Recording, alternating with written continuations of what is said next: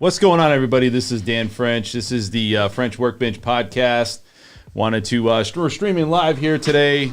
It's on a Tuesday and right before Thanksgiving. So thank you guys out there. If anybody's out there tuning in to the show, we have a great show for you guys today. We're going to talk a lot about what's happening here in Las Vegas. You guys know this is the Everything Las Vegas channel, the most real and behind-the-scenes information on financing, real estate, money talk, entrepreneurs happening here in Las Vegas. And I'm your host, Dan French, streaming live. So we got a full studio today. It's getting hot in here. Like that song, it's getting hot. Hey, look at you. You're already dancing. Yeah. She's like, yeah, it's getting hot in here. Esmeralda Licea. What's going on, Ezzy? Nothing. What's up? Oh, my God. So today somebody told me, they're like, you look like you got a lot of rhythm. You got a lot of rhythm? Yeah, dancing. I was like, oh, really? You do got a lot of rhythm. I'm like, yeah. Dude, you know what's going on. What have you been up to, Ezzy? I know you went out. You did some things, right? You went out to, where did you go? I've been going to a lot of weddings. Oh, my God. What do you just like, hey, anybody get a wedding? I want to be there, so just give me an invite. I was at a wedding on Sunday. Jeff and I actually had a gala that we attended on Saturday. I went Thanksgiving. Is it like that yesterday. Wedding Crashers show? That movie, Wedding Crashers. You know what? It was a small, intimate one. Okay. But it was so much fun. I had a blast. It was so beautiful. Yeah, it was nice. I had fun. Yeah, so what have you been up to? Doug or not? What's going on, buddy? How are you? How you doing this evening? Good. What's going on, man? Oh, long day. I didn't think I was going to make it here. Yeah, what did you do today? You were out on a roof or something? Yeah. What happened? I mean, you were on the skydiving onto a roof? What were you doing? It was a comedy of errors today. What happened? Talk to me. Well, one lady forgot that it was she had a home inspection scheduled, so she was out doing her thing. So it took me a couple hours to get into the house, and then the other one, the panel was locked, so I had to wait around for somebody to okay me to cut the lock on the panel so I could take a look at it. And then I got coming down here. I was up off of Losi and 215. I got coming down here at the freeway. The 15 was red, the 95 was red. So I took side roads all the way down here. So you were trying to get here on time because last time you were kind of close, right? Yeah, and you're close, like, man, I'm not going to do that to Dan. You yeah, know, this right. French Workbench podcast is top priority.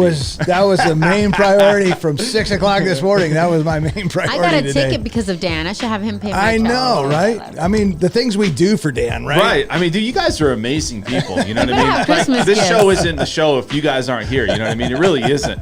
So we also have our guest back. Well, he's now a co-host. You could say he's on here quite a bit. Jeff, what's up, buddy? How are you? Thank you for having me. I feel thankful on this Thanksgiving week that I'm now getting co-host status on here. Dude, you knew that was coming. I mean, that I was just a felt matter it. of time. Now you did the Trump. Now you got other things going. Yeah. You showed up twice. I mean, dude, you're in. Thank you. I didn't know you that's what I was told. You just show up and you're allowed to be part of the gang. Dude, if you show up, that's part of the. You know the old saying. If you show up, like that's part of. That's half That's of 90. it. That's like 90% of the game. 90% of the game. Oh, wow. It's And I just showing even up. had a Tic Tac before I came, so my breath was fresh and this microphone won't smell. Dude, if you're putting a Tic Tac in, I must be doing something. Like somebody putting Tic Tacs in before they show up. Dude, I'm telling you. So, what have you been up to, Jeff? Anything what new, have I man? been up to? You know, when you guys had the last, 2 weeks ago, I texted as I was at the Lombardo night on election day, and people thought that night he actually thought he was going to lose. Really? Yeah, he wasn't sure. So fill us in who Lombardo is. A lot of people don't know who Lombardo you don't know. is. He is now going to be our governor here in Nevada.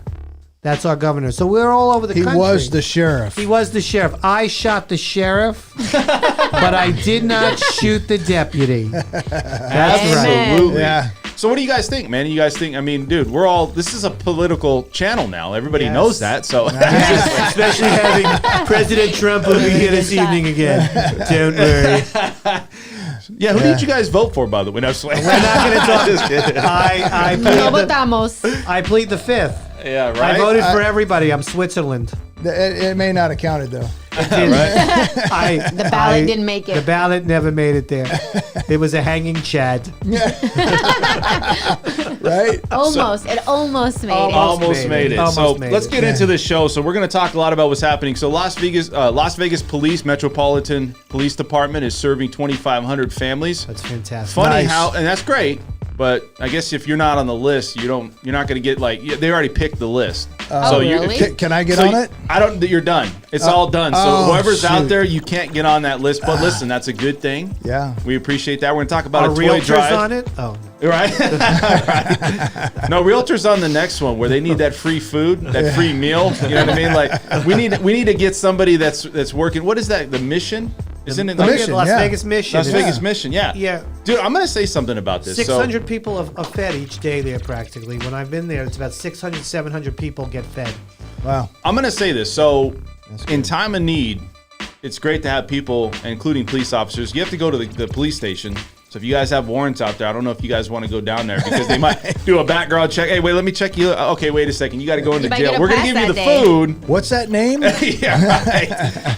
But I think that's a good thing, like having the mission, right? And It's having important. people. Yeah, I mean, listen, we've all had people that we know that's had struggles, Yeah. and everybody's had struggles. So somebody gets a hot meal on a cold day like that, Thanksgiving, I think that's a good thing. Well, the Just One Project, they're out at different schools on Saturday giving out groceries to people that are in need. I know they do it at Kenny Gwynn on the third Saturday of the month at 8 a.m. that they give out. Just One Projects, they do incredible things for people here in town. Yeah, they do. Absolutely. And so, we're going to talk a little bit about how important that's going to be for people out here looking to get not only help, but also at Thanksgiving. Let's talk a little bit about Thanksgiving in general. What do you guys do for Thanksgiving? Like, what is Watch your football. ritual? Like, is it football? We've had some friends that are we met this couple about 24 years ago, and her mother invited us over for Thanksgiving when we only had one kid and he was like a little baby, and so we've actually enjoyed Thanksgiving with them now for the last 24 years, I guess. That's nice. Dude, do you feel So- like Thanksgiving's not the same as it was when? I mean, maybe you don't. Maybe because like when I was younger, I felt like Thanksgiving was just like the big deal. Oh, it like, was. It was a huge deal. Well, Like that and Sunday night dinners, man. I mean, it's like everybody would go. Like Grandma would always have Sunday night dinners, and everybody would come over with cousins. Everybody would. Yep. And it's not like that much No. anymore. Now it's you should go to Taco Bell, you get a couple of chalupas, and you're done, right? I mean, that's kind of what I heard they have fried turkey tacos. Do they? Yeah. Oh, I gotta hit that up. Is I mean, that that's for the next thing, Thanksgiving? right? Yeah, that's for Thanksgiving and through Hanukkah. Oh, really? Interesting. Well, I'm gonna say this. So you guys out there, thank you guys for tuning in. Like I said, we got a great show for you guys. We're gonna talk a lot about what's going on with Twitter. We're also gonna talk about U.S. consumers also still adding on credit cards, still applying for credit, and these are higher end credit scores. People that have good credit scores are still applying for more debt. Oh, wow. So we're going to talk about that. Also, I want to bring up we're going to have a Las Vegas trivia again during this show. So we're going to see who wins. Don't put the answers up before we. Well, I'm Answer the gonna question. kind of like, if you guys are on my good side today, I'm gonna give you a wink or like something. I'm gonna Okay. kind of say A, B, or C. So Okay. we'll kind of get through that in the show. okay. All right, yeah. Also, days on the market, right? It's increasing. 37 days on the market now for the average home out there. What does this all mean? And is there a time where you consider, should I pull my house off the market? That's something we need to talk about. Also, why not just raise the Fed's fund rate to a level where we're not trying to let this thing land on a safe landing, right? This whole thing, inflation, the economy.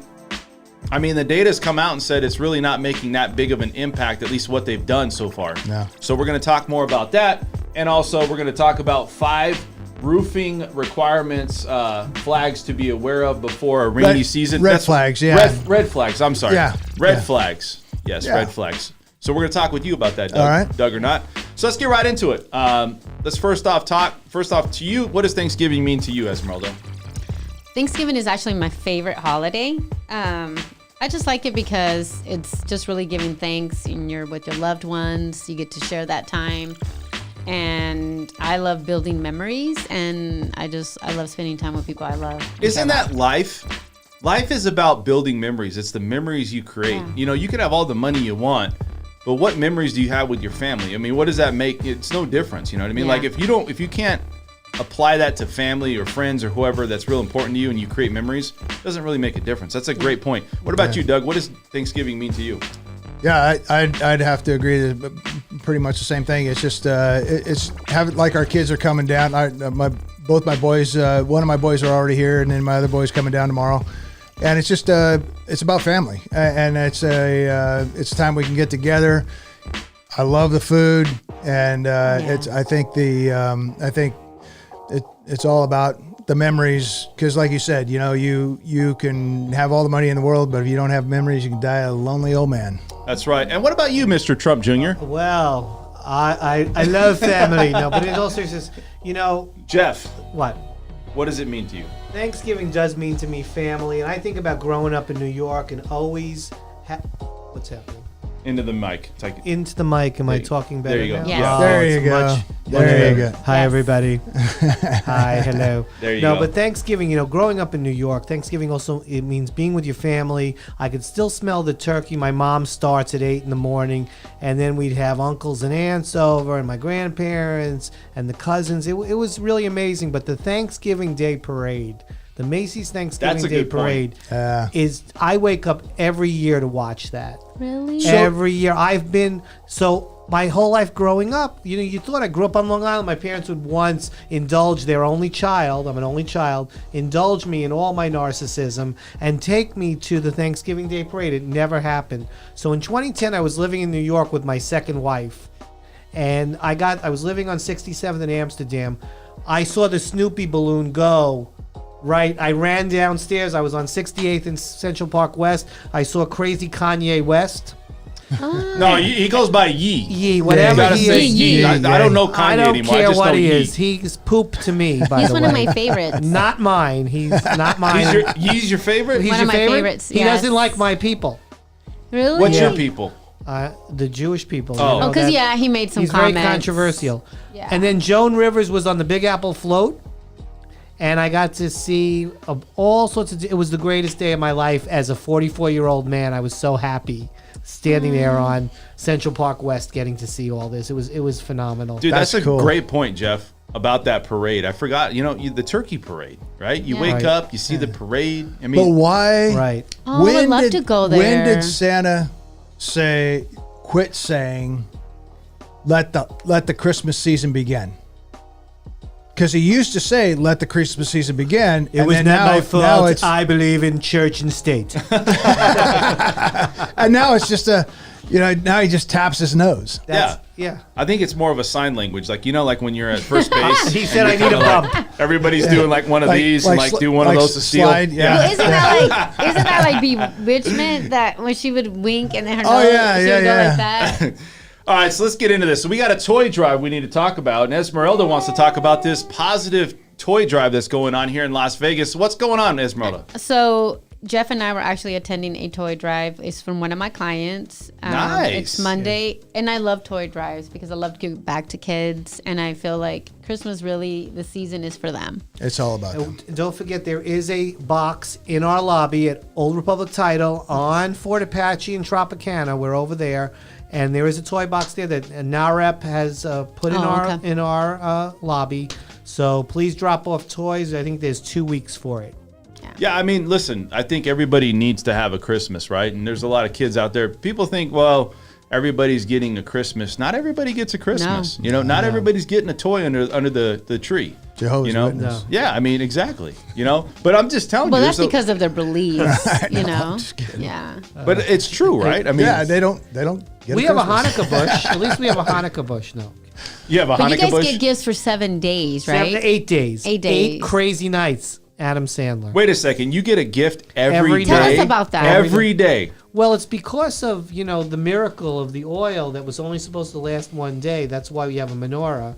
You burn the candle each night for 8 nights because they didn't think they were going to have enough oil to have light each night. And sure enough, it went for 8 nights, and they were taken care of and stayed safe.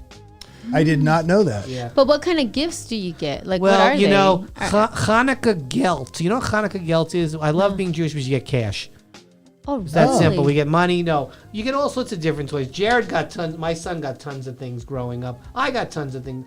You know what? It depends on the age of the kid. But as you get older, that stops. You Yeah, know? but like, what's your out of your guys' mind? What's the best gift you guys ever received when you were a kid? Like, what is your best gift that you're like, man, I can't believe I got that year, and it's just that's the one gift that stuck out in my You're gonna mind. die when I do. I got a Barbie car when I was a kid, and I thought that was the best gift. I never thought I was gonna ever get it. Was it like an electronic one where you Yeah. could drive around? Yeah. Oh wow. And I was a kid, and I was like, "Oh, Wow. I want that." And my dad, I just never thought I was gonna get it, and I did.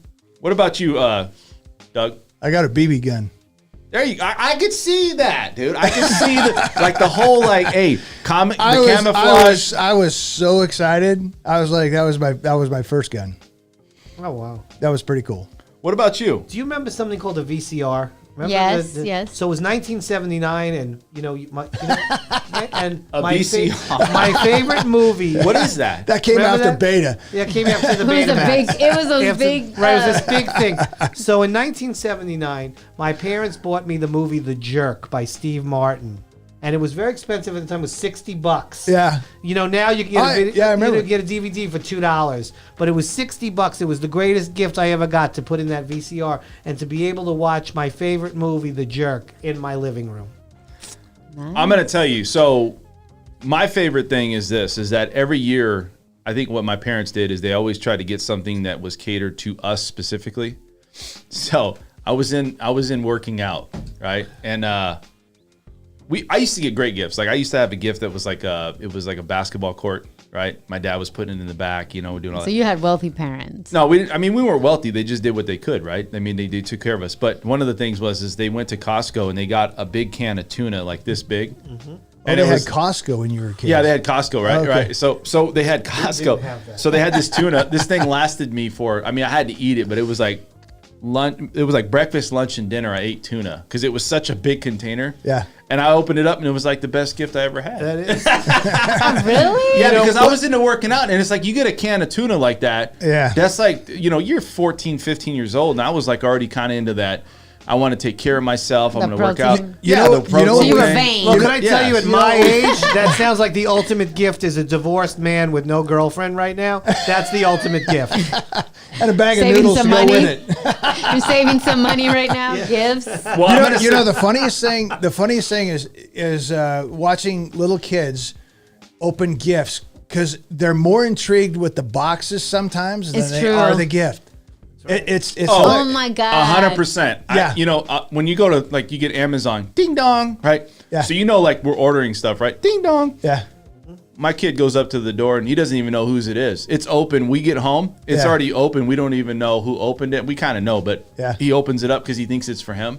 He finds out it's not for him, but we haven't opened boxes in the corner. So it's like that's exactly what happens. It's like it's They more love- about How cute. it's more about the actual opening process than Yeah. it is about the gift. Yep. Some of the gifts, they don't even look at them. They just put them aside and they put like, where did you get that thing? I don't know. That was like 2 years ago. They keep but- opening them up. Yeah, it's all about the process. It's like Right. it's the process of getting into that. I can't wait till my Exactly. niece opens her. She's only a year and a half. Oh, she's gonna be so cute. Yeah. So, anyways, toy drive, right? So they got this toy drive going on. Yes. Great thing. So you guys as an event. Now let me ask you a quick question. Who caters, like what is your clientele? Because you and both Jeff work in the same industry. I just want to know who- Our clientele is real estate agents, lenders, brokers, investors, any bankers, anybody in the spectrum of the real estate space. how do they make money with you? Because everybody's kind of like, well, what does Esmeralda do? What does Jeff do? Like, what do these guys do? We're the closers. You get We coffee are the- then. we- You guys get coffee. We get coffee. With a donut dropped off in 19 Yes. Yes. No, No, what is your role? Like, how does somebody as a realtor or lender or somebody out there work with you, Jeff? Well, what it is, we are the marketing people. We are the salespeople to bring in the realtors. We're here to help them market, bring them ways to get clients, to find listings. We do farming. We have incredible technology, especially our OR Touch and our OR Pro Farm, which also has divorce and probate farms, and we just started also rental apartment farms. We're doing apartment farms now. We just started, but we're here to assist agents And lenders. and everything Esmeralda. I don't want to rattle it all off, and then our escrow officers are there to be the uninterested third party to close the deal. That's what we do. So we provide data for you guys if you're looking for marketing ideas, strategies, things like that to pivot or to change what you're doing today. Maybe it's not working. Then give us a call. We can help you with that, whether it's social media, whether it's farming, whether it is, maybe you're doing videos now. Let us know, and we can either A, help you, or B, send you to somebody that can. That's right. Old-fashioned door knocking even. We can get you walking farms. You're doing open house kits. But old-fashioned door knocking right now is really working. Also we have lists of, pre-foreclosure, foreclosure lists, all sorts of different things. You'd be surprised what you can come across and get a listing. Well, I was to say this. So, Old Republic Title. How long you guys been around? That's the question. 115 years. Wow, And that's why you guys are so old. Yes, thank you. I get I'm it. young. I'm the good. baby. Yeah, Dude, it's like, hey, you've been around 100 years. You're old, so you That's got to right. say I'm Old Republic. Like it could No, we're just the be. new Old Republic. We're fresh. We just put a fresh coat of paint on the whole company. That's Right. right. That's They're right. We sure did. They're renovated Old We've Republic. renovated Old Republic, but in all seriousness, Yes. we have a great group of escrow officers, great group of sales Absolutely. And executives. commercial division, and too. and a great commercial division. We've done some major projects on the Las Vegas Strip and all over, and land acquisitions all over Nevada and throughout the country. We're a top 4 title company in the USA. We are on the stock exchange. We're a Fortune 200 company. I'm gonna say this: you guys have some really good-looking people too, Jeff. Yeah, I mean, thank God for no, Esmeralda. I was talking about you, Jeff. Oh, you're too kind. You're too kind. Yes, I look much better on TV. No. Esmeralda knows she's good, but I was just want to say, Thank Jeff, you. you You're guys very- are repping that Old Republic title very well. You're very kind. You're very kind. It's the facelift I had. Absolutely. So let's get right into I'm this. saving So for one. let's kind of move on. So if you guys are out there and you're a real estate agent or lender looking for somebody to help you with title insurance, title information, you guys want them to buy you some bagels or some donuts. Esmeralda's going to show up at your door. Yes. Right. With some hot chocolate. Hot chocolate. If you're looking for property profiles or Perfect. anything like that, just please reach out to us. We're here to help you. But you do marketing, right? Yeah. I mean, you do stuff to help these Yeah. agents in these. And that's why I want to bring this up because Yeah. people have to understand, like, you're there to support the marketing part, provide the Yes. platform, right? Help their business, give them some insight on what Yes. they can get on these, because you do a lot of technical searches over at the title company. Yes, we do. We have a lot of technology as well. Yeah. The 2 mobile apps. Yeah. So that can help you with whatever your strategies are, or if you don't have one, maybe we need to set you up with one of those apps. So I'm going to be using Old Republic title for everything I do, and Doug's going to do that as well. And everybody I Doug's talk like, to, everybody's just going to transition to Old Republic title. Old Republic, it is. That's right. I also know we are multilingual also. Yes. And we do have multilingual, multicultural, different marketing items also in Nice. our toolbox. Yes. Great work. Yes. So let's move on. I want to talk about this, and everybody has an opinion here on what's happening with Twitter, right? So we all know that Elon Musk has laid off a lot of employees. But I am back on Twitter. Yes, I am back. but we have Trump back, and he's going to talk about how he's back on Twitter and what he's planning to do. That's Oh God, that's definitely everybody's gonna get their tell job you. back. It will all be a surprise. None of your business right now. Right? But it'll be bigly. So we all know that Musk has laid off I think 5,000 people right now. And, the reason I bring this up is that there's a lot of employees, I guess, that we're letting Twitter know, saying, hey, we're a little bit worried about Musk taking this over. We're going to get laid off. They were supposed to get severance pay. They were supposed to get some type of compensation when they were going to leave if they left. And apparently they're through a lawsuit right now. And, you could see Musk has just changed everything altogether. There's a lot of problems. Took him off going the on. stock market too. Yeah, there's a lot of problems. So, if you're a business Well- out there investing into Twitter, I mean, a lot of people, it's almost like this corporation, everybody that's into corporations that are big corporations, they've all come to agreement that, hey, we're just going to pull out since Musk has taken over. What is your thoughts on this? What do you think about it? I think he's cleaning house. And what better way to do it? I mean, I heard he fired 80% of the bots too, right? So, you know, yeah, I mean, he's cleaning house. Absolutely. Go ahead. But that's usually what happens, right? Yeah. So how can you? Okay. So when you take over a big company like that, how do you restructure without letting a lot of people go that have a lot of dislike for you? Well, is it an agenda, right? So here's my thing. I don't know that it's so much an agenda as it is getting the thing working to make money, because it hasn't made money Ever. It's always been supported by the federal government. Then why go in and buy it for 44? What is it? Million? 44 million? It's an information system. Right. And we're in the age of information and data, you know? And so why not do it the right way? And I think, honestly, I mean, I don't use Twitter. I've never used Twitter. In fact, my wife took me off because I said things that I shouldn't have said. But anyway, I think my wife tried. It didn't happen. Yeah. She's like, but why not make it so you can get the information out there correctly, instead of, like, people are. I saw a thing on the YouTube the other day where people are actually fact checking some of these politicians, and they're like, no, that's not right. You messed that up. And so they're not getting censored now. They're actually being able to speak freely. What about you, Jeff? What do you think about this? You know, I mean, I think the whole thing has been fascinating to me since day one, whether it's Facebook, Instagram, all these things, like the stock.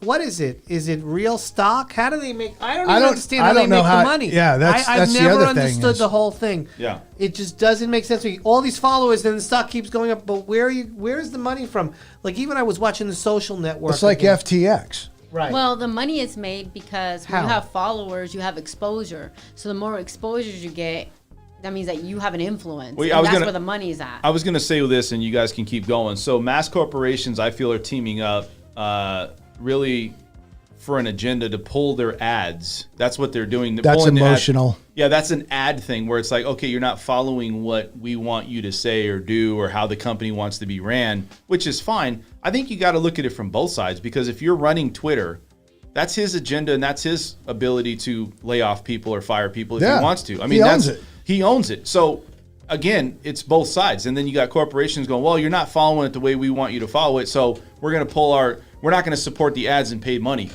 I don't know. I mean, to me, like, it's a big deal, and it seems like it's out there in the news. That's why we're talking about it. Right. Where it's a big deal right now. So, I mean, for me, I don't know. Go ahead. What were you going to say? I honestly think, give them the opportunity to fix the thing, because, I mean, when you've got, they've already said that there were so many bots on that thing that, they weren't really people responding to other people. They were just, and it affects, like, my wife writes books, and she gets reviews, and those reviews are out in left field compared to some literary people that actually give a review of her book. It's like, really? You didn't even read the book. You read one page, right? It's like Channel 3 News when you see somebody interviewed. No. Yeah, right? Right. So I think give them the opportunity to get it right, and maybe it could be a good platform. Well, he's laid off 5,000 employees, and I think it's up to him what he wants to do. It's his company. He bought it. Sure. Right? If it's not like everybody wants to say you need to do this, he bought it. Like, at the end of the day, you still bought a company, right? So if you want to lay off people, and the way you make, and it the way doesn't you matter make, if I agree with it or you agree with it or anybody, right? Yeah, no. The way you make money is by being non-emotional and looking at the business aspect of it. Look at the business end of it and see what's making money, what's not, cut the fat, and move on. Absolutely.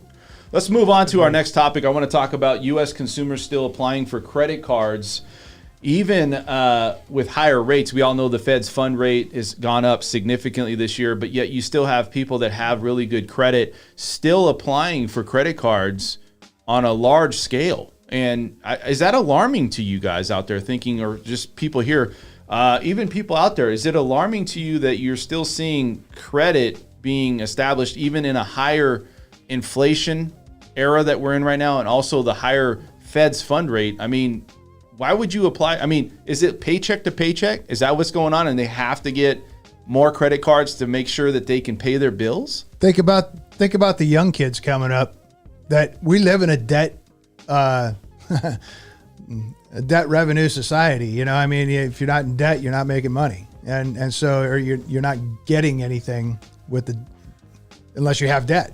Are people getting more credit just to have it in case of emergency, in case something happens? You know, that could be another thing going on. That could be true. Well, I think maybe so, but I think also too that if you're in a position though where you're saying, well, credit's going up, the cost of credit, right? Yeah. We know the Fed's fund rate. We all know inflation's going up. Mm-hmm. Is this a byproduct of inflation problems because people just don't have enough money, so they're having to get more credit? It could be part of that. There's more credit card debt out there now than ever. Ever. So again, it comes down to, is this an alarming thing to have Americans doing this, where they're going out and getting more? Like, I'm trying to close credit cards because I know darn well if I open up another credit card, that cost of that credit is a lot higher. That percentage is going to be a lot higher. What do you think? I agree. I mean, I'm against credit cards. I'm not gonna lie. Really? I am. I don't. Oh, yeah. You don't think they're good for use for like business or something like that? Well, yes, because you need it to build credit. Obviously, you need credit cards. I don't like debt. Yeah. I'm a cash person. I just like to pay. Yeah, but everything. some people argue that you have to have debt or create debt to make money, right? Like you have to kind of buy into, like most people don't just have a bunch of money that's sitting around that they're like, okay, I'm good, right? They're like, hey, I'm going to go start a business. And a lot of people start businesses off of getting a loan, right? Yeah, and that's okay. But I do know this. In my opinion, I feel like America is set up on people to be in debt. And when you're in debt, it's hard for you to see the light, right? Because that's all you know.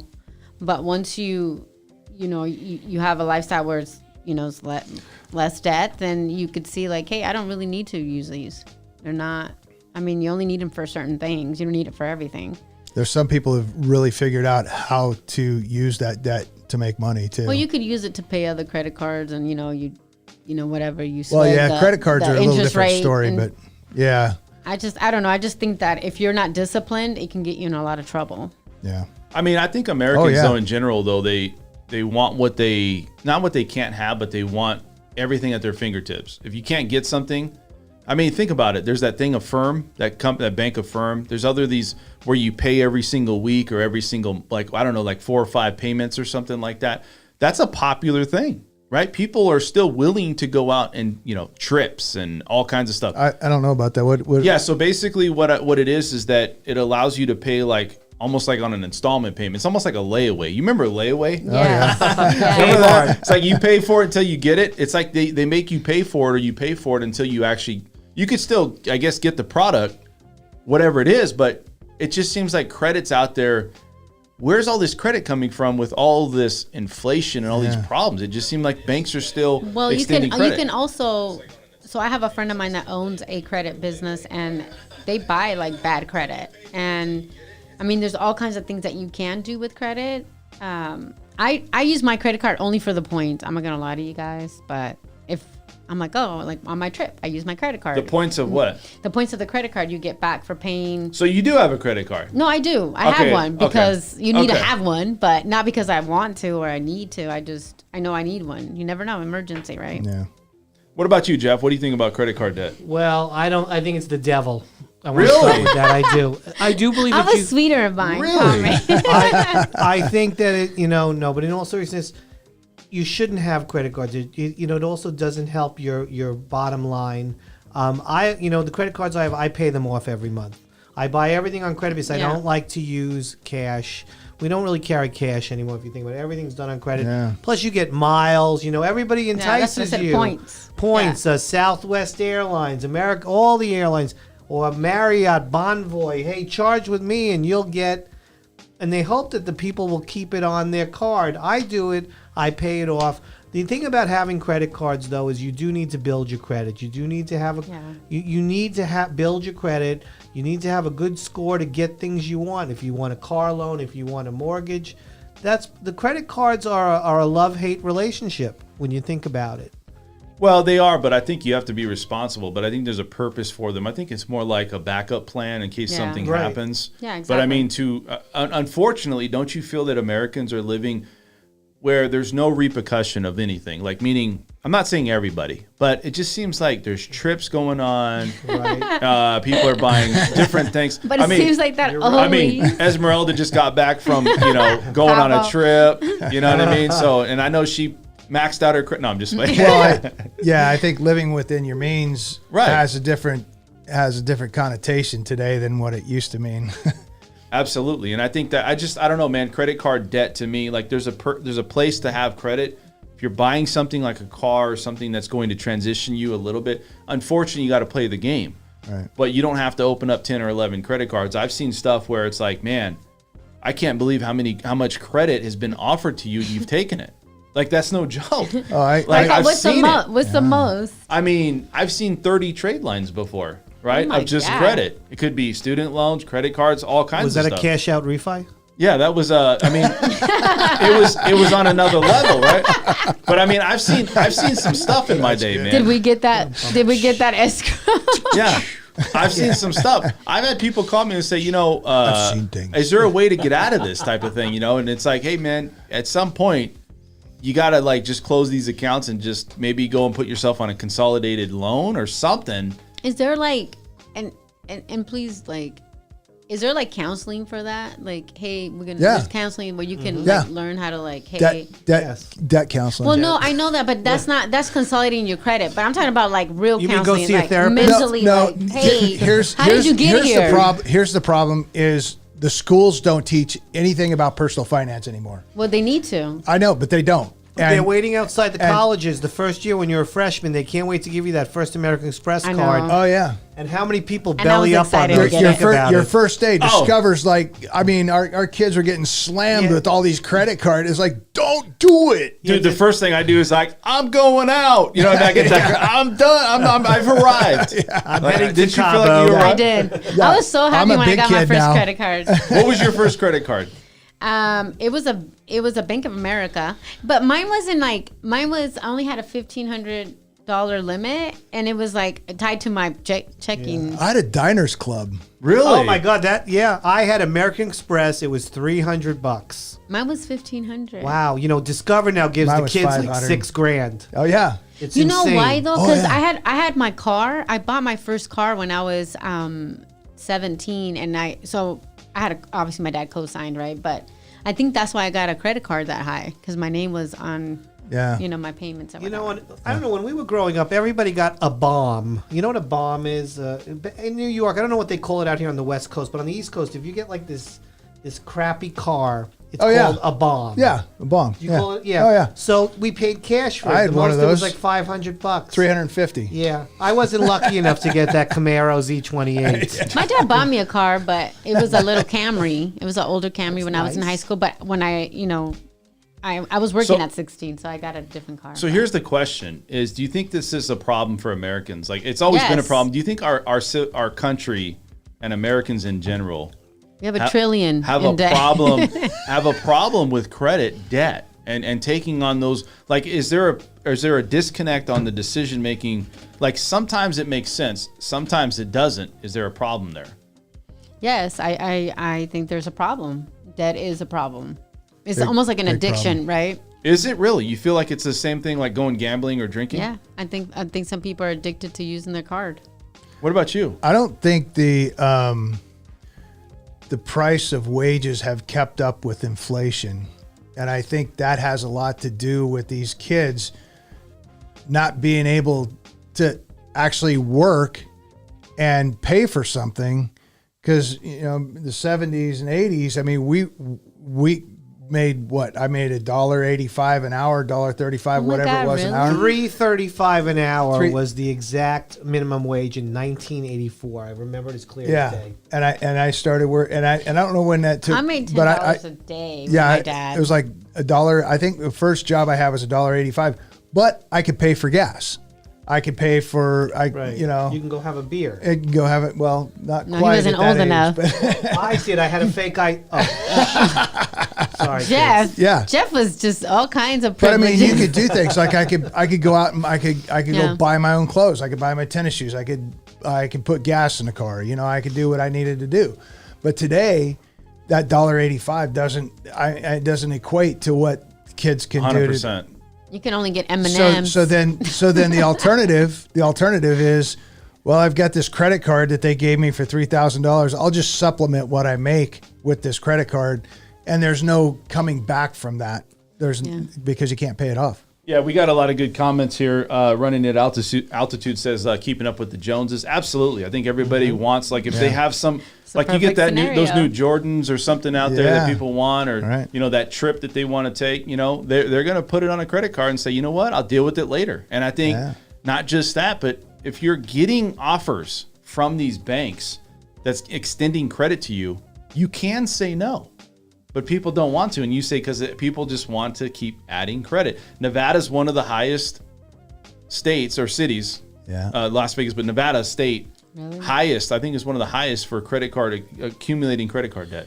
Really? Oh, wow. Yeah. You know Well, why, I know though? that. Why? Because of gambling. Yep. You think so? I know so. What about credit in general? Is Las Vegas the worst in credit still? I would say it's not. I don't know if it's the worst in credit, but I feel that people here have an easier way to make money. They can go get tips. Is it as valuable as other states like Nevada, right? States other than Nevada? I don't know. I mean, because you got to think they can go and be cocktail Strippers. waitress. Yeah. Yes. Strippers, absolutely. I mean, I would pay no, I'm interested. Go back. What were you saying?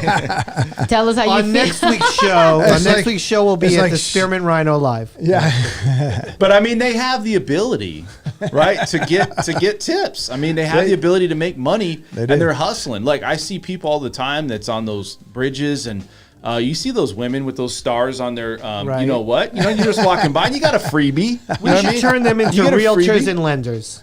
Yeah, exactly, because they'll be the perfect ones going out there. The and say- hustle is It's all real. about marketing. Marketing. If you can market that, you can market. And I learned this in, when we went to college, widgets. Remember the thing, widgets? Yeah. You could do anything. So if you can market that, you can market this. So as they age out, it's time to go into the next thing. Right. Absolutely. So you guys have anything else to say about credit? I mean, other than the fact that the state, Nevada, is one of the highest accumulating credit that we have. At least that's what I've read. Not 100% sure if that's accurate, but that's what I read. Wow, I didn't know that. Yeah, I mean, we're accumulating a lot of debt. And I think also the country as a whole is accumulating a lot of debt. Oh, yeah. But credit cards in general, those are you said they're the devil. Are they the real devil? I mean, Well, is I that- think- They're the devil The in disguise, holder. as Elvis said. Yeah, well, I could see California probably. I don't know population wise, but I could see California, and it's all about. It's like running at altitude. It's like keeping up with the Joneses. It's like maintaining a lifestyle, and these people are putting it all on credit. Yeah. And then they go bankrupt, and then they get. And then they wake up and they're 58 years old, and what the hell did I do? Now how do I retire? But you know what? You had fun while doing it. You created a lot of debt. You had a lot of memories. Memories. It's all about those memories. All right, so guys, everybody out there, folks, YouTubers, if you guys have any questions that's going on here, go ahead and ask those questions. We're going to answer the questions. We're going to cut to a break here just for a second. You guys know this is my commercial break for me as a realtor. Now, also, when we come back, we're going to have a trivia. So let's go ahead and cut to break here. Hey, hi there. This is Dan French. You guys know me from podcast, the French Workbench podcast, and I just launched a new channel, The Sound Off. If you guys want to work with a realtor that's had experience, not just this flash, realtor out here that's putting out videos and then works through the process of getting internet leads, I'm somebody that's been in the trenches. If you guys want to start with a realtor that has knowledge and experience over 15 years, I'm your guy. I'm your go-to realtor here in Las Vegas. I'll roll up my sleeves and work hard for you. Please check out lvhomeprofessionals.com. That's a great place to get started.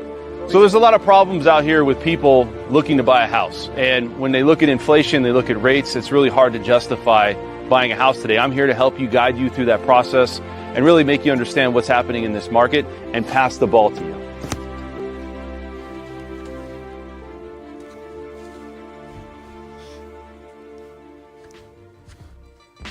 Dude, that was a sick video right there. I mean, I was just getting chills. Like the hair on my back stood up right now. It Like was Wolverine came out, European baby. West is calling right now. So good. Oh my God, you could look like him. Dude, I listen. I got. Is that why I just you got to have get the the facial? chops. Yes. I got to get the chops. You know what I mean? Like the chop. Yeah. You know what I'll be? I'll be Yeah. the chopper. You ever seen the chopper? Oh, yeah. Yes. I'm the chopper. Like I'm gonna chop. He's actually cool. I'm gonna be slinging houses by the doing the I chopper. did an inspection on one of his houses. Did you really? Yeah. Yeah, good Up in people, Queens. actually. Is he Good really? people, yeah, Yeah. good people. Good guy.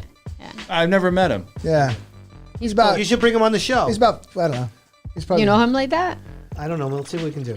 he had like, he had his assistant with him and he had like 3 phones on him and his assistant had a couple phones on him and he's like, it was funny. All right, so we're gonna head into this trivia. So the first question we have here. Wait, hold on. Let's do this real quick.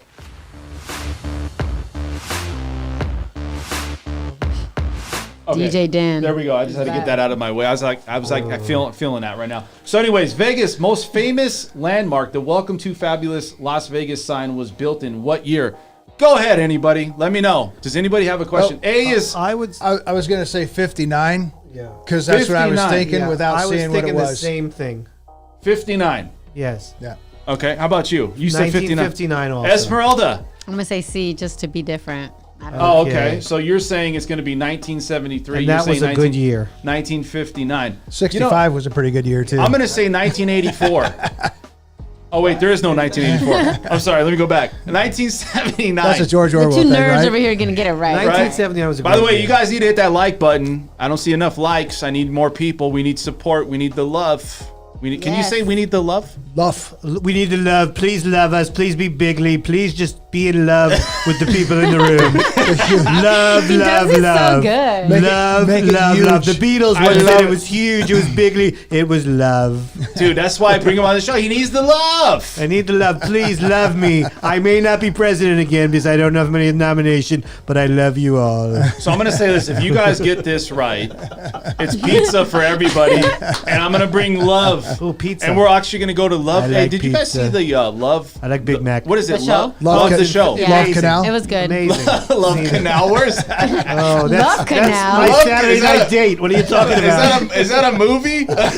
That What day is got Love dizzy Canal? off the Tic Tac. The Love Canal. Oh, the answer's 1959. We have 2 winners over get here. Two Yeah, nerds over baby. here. Yeah. 2 winners. You're welcome. Come on down. You're welcome. Yes. You're welcome. I knew it. Yes, we got another trivia coming up here. The Miracle Mile shops are located in which hotel casino property? Go ahead, people. Who wants to start? Planet Hollywood. Yeah. How do you? She's Wait a- already right. She's right. Planet Hollywood. Planet Hollywood. Doug? I thought it was a Venetian. No. No. Okay. No. Not the Venetian. It's not the Venetian. So Planet have you guys? Hollywood. I think it's Planet Hollywood now.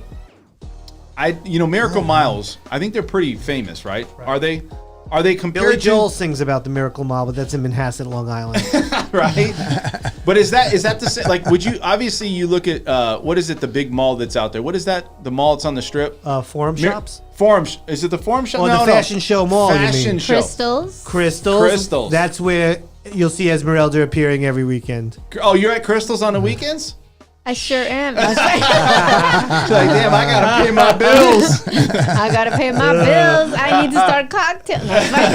Absolutely. You know what's crazy too is like when I went to I think I've been to the Miracle Miles, but wasn't it? I feel like it was like a different casino before. It had a different name before, didn't it? Yes. Didn't it? Wayne Newton owned that casino at one point. What is that? What is that? casino? It was the Genie's Lamp.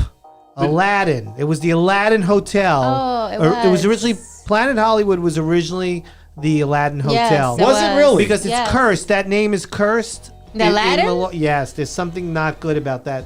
So they Because of the changed the lamp? name. Dude, to they her. had that doom and gloom in the Aladdin. That's why they Yes. switched it. People Yeah. used to say when they walked into the Aladdin, it was really dark, and it was Right. like it was like real gloomy, and Yeah. it almost felt like you were like on a down. Right. You know they had to change Casino. the. On a down- You know what? Google You're on a They had downer, to- man. You were just like, don't go in. You're not coming out. Don't go. You know, Don't have it upper. they had to change the Oh, lion had. Planet Hollywood. Everybody got it Boom, right. boom, Except, boom, except boom, me, boom. I got Yeah, it boom, boom, boom, boom, wrong. boom. You know they had to change the lion head on the MGM. Yeah, because it's Yeah, They 'cause did, you huh? You Yeah, can't 'cause walk through the mouth of a lion. the It's bad luck. Chinese, Chinese wouldn't go through the mouth of the lion because it's bad luck. Right. All right, so let's see what else. Everybody's getting it right. Beth's killing it over here. Running at altitude got it right as well. I love it. Let me see here. I love it. I want some more of it. I was waiting for Let that. me take a look at this real quick. So, all right, approximately how many conventions are held in Las Vegas every year? What's the option? I saw 2,400, I would say.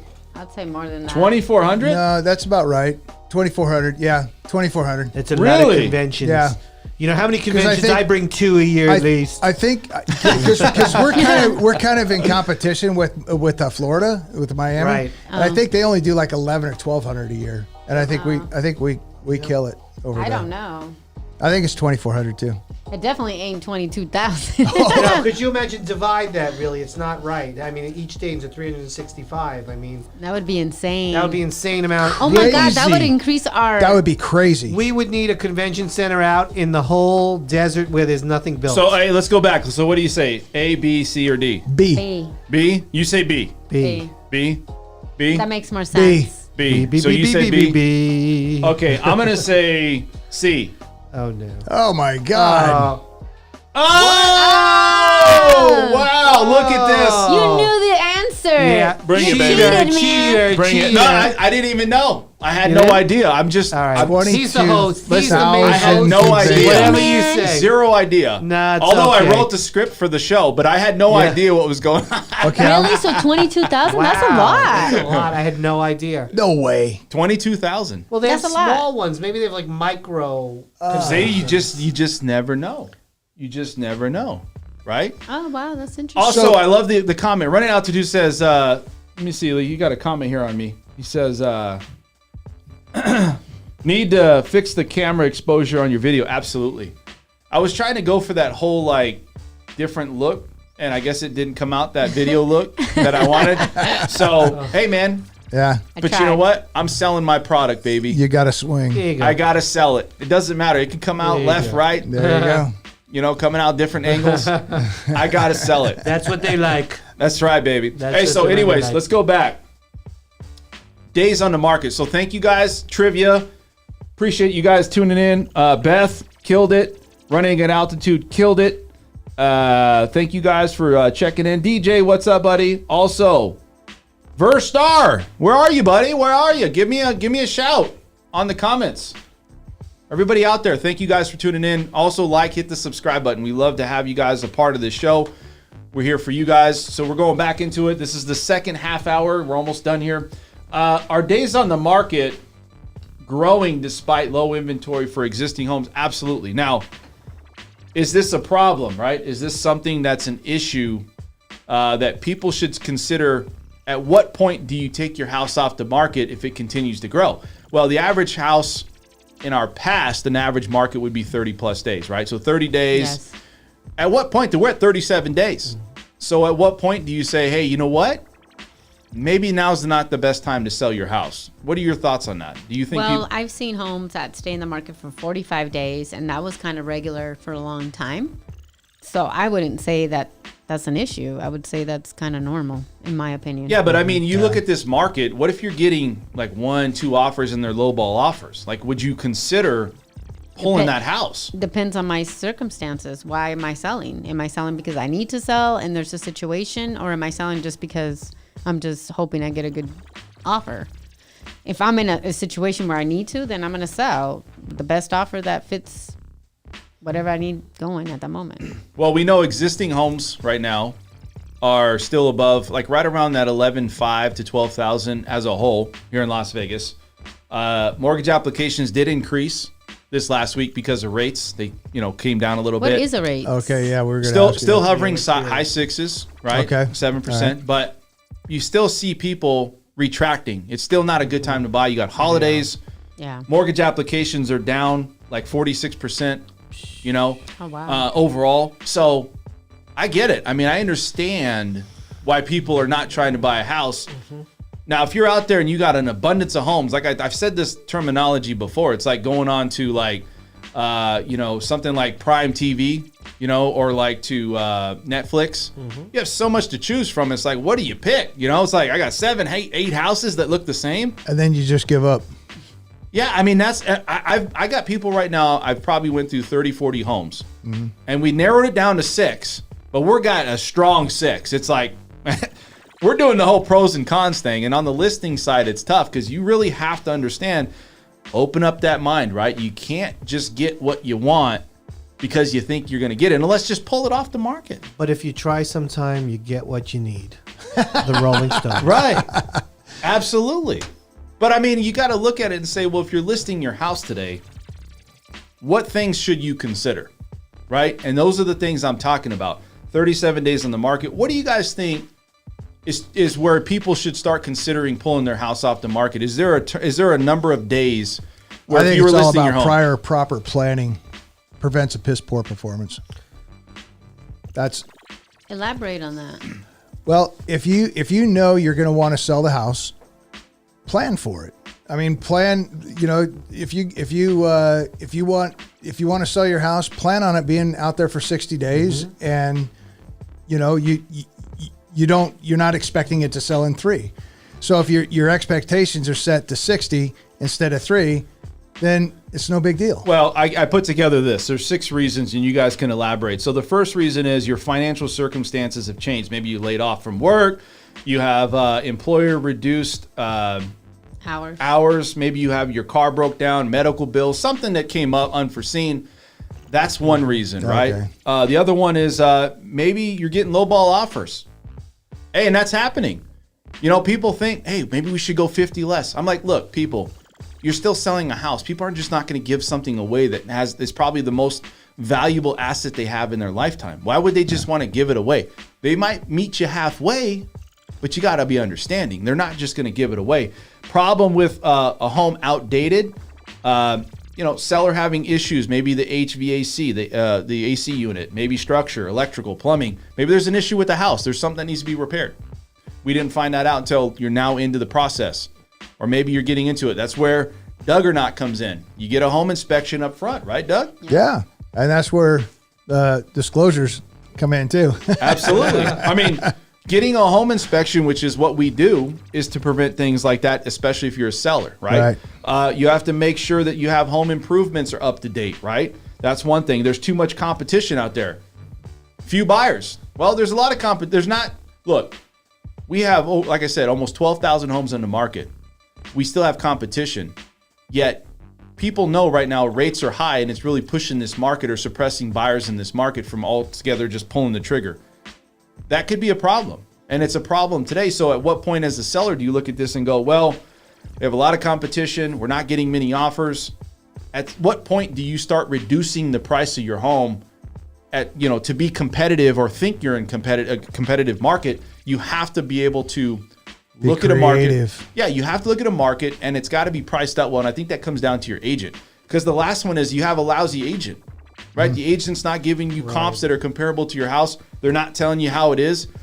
Part of my job is to, I always say roll up your sleeves and work hard, but is to let you know even if it's bad, you still need to know.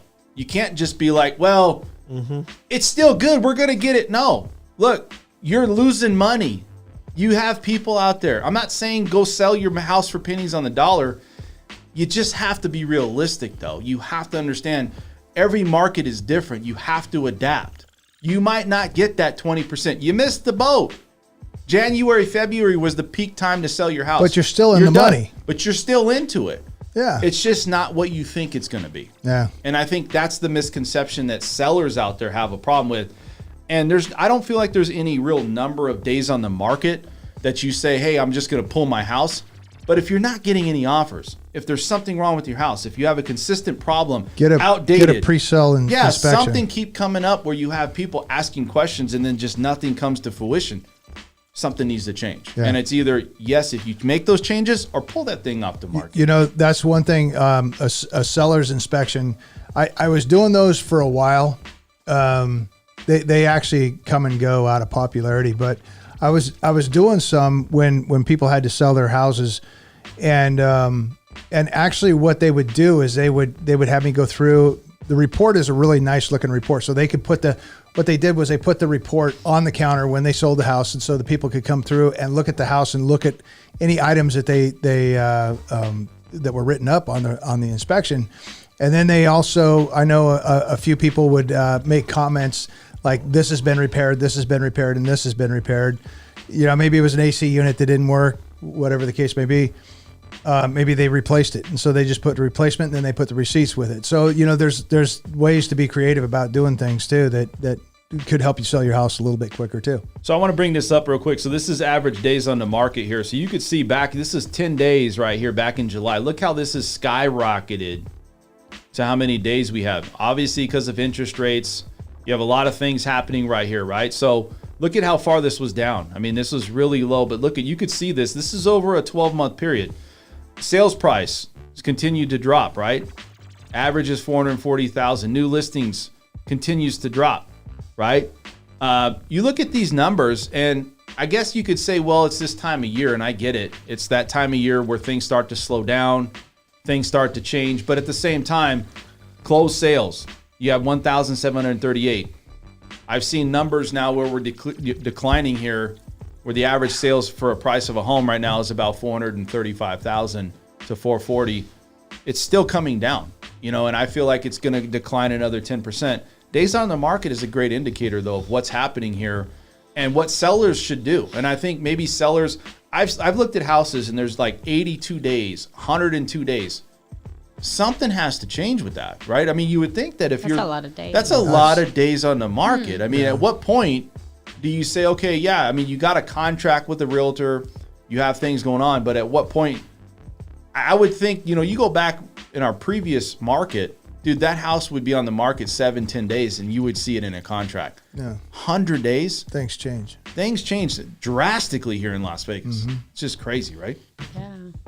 I didn't realize they were staying that long. But So let's move on to the next topic here. So we're going to talk about the Fed's fund rate. I think everybody can kind of delve into this. So the Fed's fund rate has been slowly increasing. They've been kind of making this into a soft landing. It's our next topic here because I want to talk about this. My question to everybody here is, why would the Fed not just go and raise it and go all in and just say, hey, let's pull the Band-Aid off and just go all in and just say, look, let the economy deal with what they need to deal with. Right? What happened over there? You okay? I got a cramp. Oh, he's got a cramp. Yeah. My question was, I mean, think about it. Maybe It's you could the bring age. on this. Yeah, maybe you could bring this up, Jeff. What? Why would the Fed not just pull the Band-Aid off of this and say, hey, let's raise the Fed's fund rate and just go all in and say, hey, let's not go increments. Let's not do 75 basis points a quarter. I understand. From my understanding of what I've been seeing in the data is that all the stuff that they've been doing so far has had minimal impact on the market. So why wouldn't they just go all in and just like they did in the 80s and just say, we're just going to raise it to a point where people just don't spend? Because we're in inflation, though. Think about this. In the 80s, a house was $40,000. You were still able to get an 18%, interest rate and pay that mortgage. Today, an 18% interest rate on $600,000. This is like that movie Idiocracy where you went to Carl's Jr. and it was $1.5 million for a double cheeseburger and fries. It's a problem. Hey, Mr. Cramp, how about you, Mr. Cramp? Mr. Cramp. Fed's fund rate. Why wouldn't they just raise it all together, just raise it and just say, hey, let's get done with it? Well, what they've done so far is they've raised it about 1,800% from where we started 2 years ago. So nothing's happened with inflation, and inflation keeps going up. So what are you going to do? Raise it 18,000% and try to kill the inflation? It ain't going to happen. Well, So I to don't know. kill people, they're going to jump. No. Yeah, no, but that's the that's what it's going to take, because the value of the dollar isn't there. So the way they did it back in the 80s was they were able to raise the inflation rate was what, 19%, wasn't it 19? And then they Correct. raised the interest rate to like 22, 23, 24% to kill the inflation. And that's why Reagan kept telling us it was going to take a little while to do it, but eventually it happened, and he killed the inflation with that high interest rate. So the only way to really kill the high inflation is to raise the interest rate above the inflation rate. Okay, so my question is that why don't they just do that now, though? I mean, the question is we your understand the interest process. rate would probably be like 50, 60%. Well, but at the end of the day, look, people, what is their objective? I don't know. I'm not an economist, but I'm just saying. I know what you're But saying. You're saying you're kind of saying, just giving an analogy, that it'd just be crazy Nobody high. will afford anything anymore if that happens. Yeah. How are people going to live? You'd be a Cuba on steroids. Yeah. So you think it's too far that if they did that people would not they could not afford to live today, and that's the reason why they're just not pulling the Band-Aid off? In comes the central bank digital currency. I just feel that if their objective or the agenda is to slow the economy down and not have people spend and have inflation come down and bring all those numbers down, and they've done all these things, right? 75 basis points every single quarter. It seems like every meeting they're coming out and saying they're going to raise it again and raise it again. What's it going to do? Well, it's not going to listen, do anything. People are still like, That's why you have companies out there, and I just saw it to like Orbitz, and I think it was Frontier, offering like a round trip ticket for like $4.99 or something, right?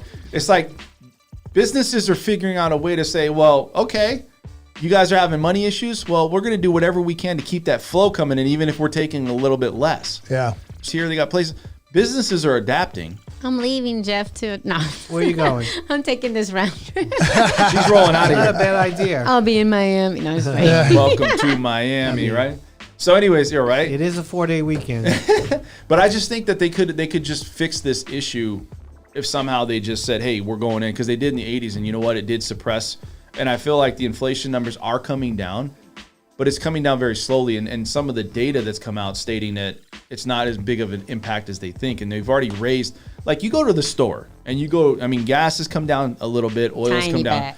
But you go to the store. I mean, I was looking at a pack of ground turkey yesterday for like $10. That's insane. You know? That's Yeah. normal now. It's so sad. Is that normal, right? I was looking at cheese that's like used to be $4 is like $7. Like, And it comes in a little package. Eggs. Oh my God, they're expensive. right?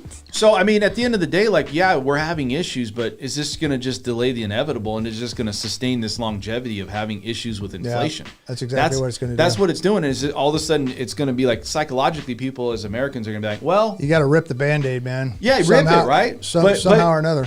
it's like, well, it's the new norm. Now we have to see what they're doing is people have to make life adjustments. They have to take out things that you're going to the cleaners, that's gone. You're going on a weekend, something like to dinner somewhere, that's out of here. Part of it is too. I was reading a thing where this guy was saying, you know that Dirty Jobs guy? The janitor? No, the guy that had that Dirty Jobs that did that show on. And he went around, like all these construction jobs and dirty, like these dirty jobs, these labor jobs, right? Mm-hmm. And he was saying that a lot of those guys were saying it, regardless if he had 5 people employed or if they had 5 people employed, they'd maybe get 1 or 2 people that day to come to work.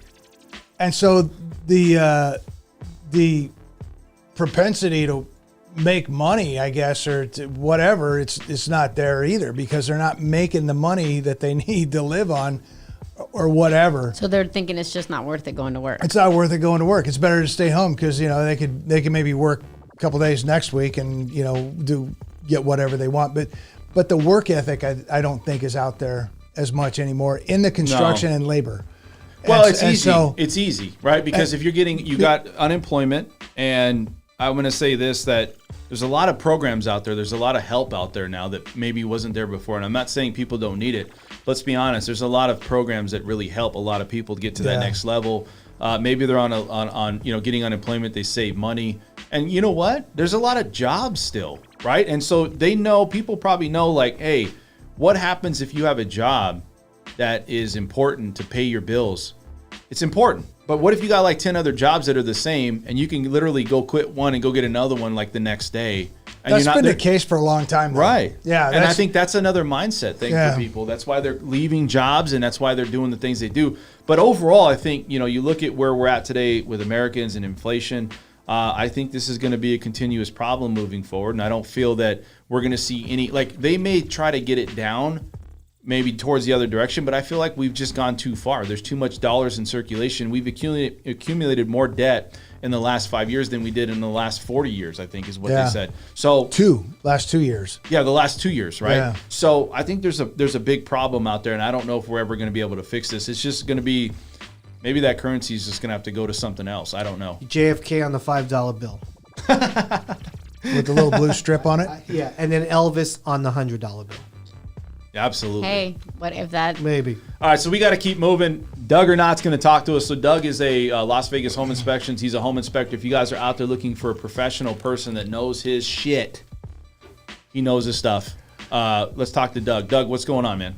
Well, I was gonna talk about roof problems. We have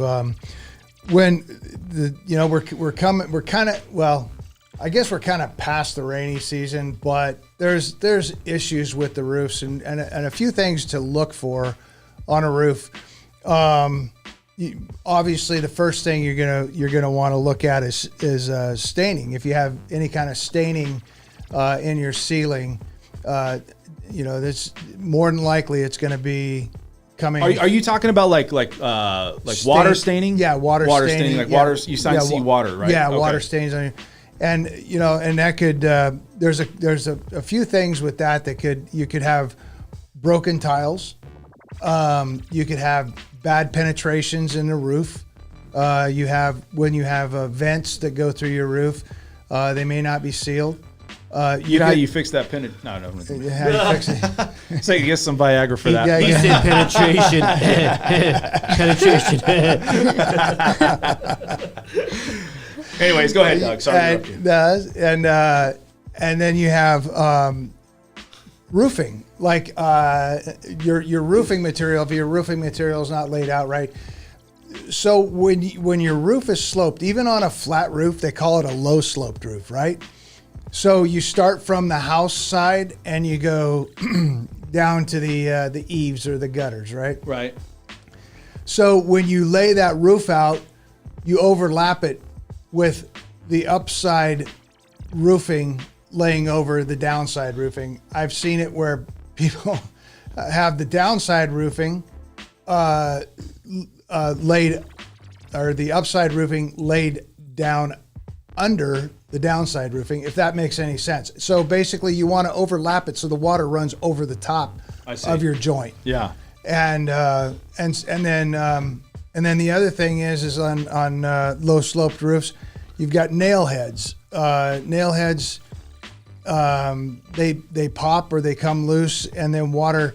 I had in case of a house I was selling at one time. It was one of my rental houses.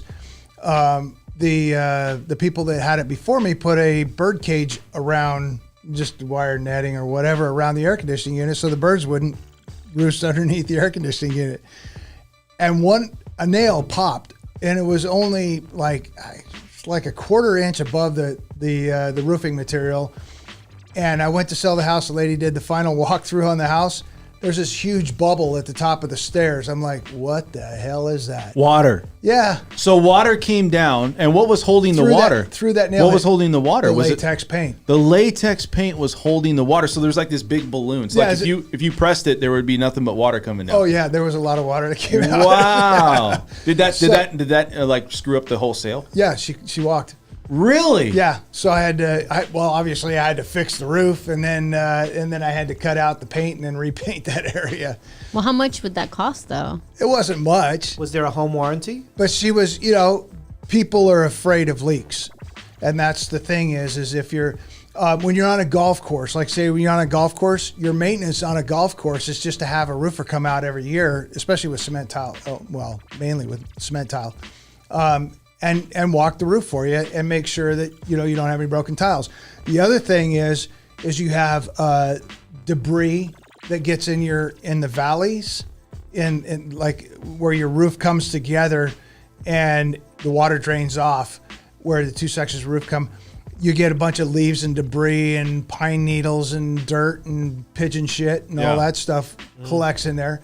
And then what happens is it goes down that valley, and then it spreads out around the valley area there, and then gets in and rots the paper, and then all of a sudden you got a leak right there too. So yeah, so those are mainly the five things that I see is roof penetrations, mislaid roofing material, broken tiles. Did I say penetration? Yes, like you 4 did. the Yeah, okay. But that's okay. Keep saying it. Melania said she likes the Flashing- penetration of flashing- our roof at Mar-a-Lago. Flashing, and then and then broken tiles, broken tiles. Well, or sliding so I think tiles. the moral of what we're saying, or you're saying, I guess, is that knowing that these things happen and identifying them will prevent problems if you're selling your home or in a position, and that's why it's important to have Yeah. an inspector look at this stuff, right? Yeah. So and there's telltale signs that you can see, like we're talking to the staining on the ceiling, Yeah. the water stains on the ceiling, or like in a garage area where you can see some garages you can see the sheathing. If you see any kind of staining on your sheathing or see any kind of black on a lot of times because of the paper that's on the roof, the sheathing will turn black. Is it hard to go to somebody and be like, look, I don't want to say this to you, Mr. Owner, but you need to replace your roof? Because and they're like, what? I don't say that. What do you say to them? If somebody needs to replace their roof, what do you say? Not Mr. Owner. But if I was doing a seller's inspection, I Right. would say it. And the thing with what I do is everything is always black and white with me. It's like there's nothing made up or how I think something should be, or the builder didn't do it the right way. If it's right, it's right. If it's wrong, it's wrong. And How if long it's is a roof supposed to last? What is the average life of a roof here in Las Vegas? Of the cement tile roof will outlive the life of the house. The cement tile roof will. Oh, wow. Yes. Wow. Yeah. So when did they always built homes with cement tile roof? No, they No. started in the 90s or 80s? 80s. 80s. 80s. They went When the to Lakes was built was probably the first place. Was yeah. Don't you think so? 70s. I think they were still into the asphalt shingle. Most houses that I do that are 70s are asphalt shingle, and then 80s came around, and they started doing lightweight cement tile, which they were having tons of problems with that because it was lightweight and it would break real easy. Right. And then they went into the cement tile roof, and then also they've got newer homes too that have more on the custom side, but they have people like the asphalt shingles, or like if they have low sloped roofs, or flat roofs, they'll run the rolled roofing. So what's the life of the asphalt shingle? I'm curious about that. Asphalt shingle roofs, they're due to the heat and the wind that we get down here, you're good for about 20 years. Now they have different different grades of roofing. Right. They have if you get the standard grade roofing, you're good for probably 15 years. You get what they call architectural shingles, which are a heavier grade shingle, and they have like a 3D effect to them, and those will last you about 25 years. Okay. And then the foam roofing is something that a lot of commercial buildings will have, and then some older homes will have. Again, that's you get cracking in the foam, you see staining in your ceiling. 9 times out of 10, you got a problem on your roof. So I want to say this. So do you ever get you're obviously out there on the roof and you're living through dangerous environments, right? You're out there outside. Do you ever get just kind of second nature where you almost fall or something happens to you on the roof? I did fall one time. Did you really? Yeah. It was scary as shit, actually, because Did you really? Yeah, because the ladder went, it slid out. I didn't have a real good. I got almost to the top on the second floor, and it slid out, and it was like I was like a cat getting flushed down a toilet, man. I was grabbing for everything, and I stayed on the ladder, bounced off the second floor, or first floor roof, and then I hit the ground. Wow. And I pretty much I did a lot of damage to my leg, but it's yeah. Is it okay now? I mean, or is it? Yeah. Do you still have a problem with it? No, or no? I Dude, I know people that fallen off of ladders. I went to a Yeah. I went to a chiropractor. Did you? You had to go there? No, But is it the ladder that you you lay it on the wall, or because Yeah, normally a ladder you open it? No, and you know what I mean. It has I that laid up- balance. There's I different didn't- ladders. I didn't have the arms on it. I should have had arms on it. but I didn't have arms on it. It would have caught me. But yeah, I went to a chiropractor years later, and I'm laying down there on the bed, and he looks at my ankle, which is what I screwed up pretty good, and he goes, "Oh, you had some pretty bad trauma here," you know. And it was like the whole thing was just cocked to one side. And he's like, you said a lot of trigger words through your conversation here. It's all subliminal messages that I am sending out tonight. Come to Mar-a-Lago, and he will give a live performance. I was just go ahead. cocking penetration. I mean, right? Yeah, I mean, Yeah, but asphalt. yeah, I mean, never mind. You're gonna have Boop hills. Yeah. Tonight is your night, bro. All right, so we got to end the show. So Yeah. I want to say this. So if you guys are out there looking to work with a professional that's a home inspector, Doug is great. Doug Liebig, Las Vegas Home Inspections. I've used him. I can attest. And we should have all of his contact information. And Doug, I love your stories, man. I want you to keep coming back with these stories because it makes me think, like, I am so glad I picked the right profession. I'm not on roofs, right? Yeah, I just that's- show these houses. I don't, Scary. you know what I mean? I'm not on a roof, like, literally you can hurt yourself and never come back from it. Well, yeah, and we've had inspectors in the valley here that have actually fallen through ceilings and died. There was Died? Oh, Yeah. so scary. They died? yeah. well, yeah, you fall through Wow. the roof. Yeah. Think You about know it. what, I'm Like, Yeah, you but break that's through, just so crazy, thankful. man. I mean, I need to pay you some more money, man. Yeah, when you you're- go out to do these you're a Oh, homes. hero. it's You're our hero. it's really there's a lot of, I mean, when you're opening up electrical panels, you know, it's like when you open up an electrical panel, you gotta touch the backside, because think about it like this: is you're going in, every house that you do is like uncharted territory for you. Right. You don't know anything. You don't know about anything it. about it's just a cold. Yeah. Yeah. And so, Oh, you know, scary. Gotcha. and like just this week, I went and looked at a house, and they actually had jumped the wiring. Because the power company had, I guess, shut the power off, and they had jumped it with a solid copper wire. So there was no breaker, no main breaker in the panel for this, in this panel. I mean, it could have, charged the whole panel up. So it's just one of those things where there's a lot of safety precautions that you have to use, and it's, so.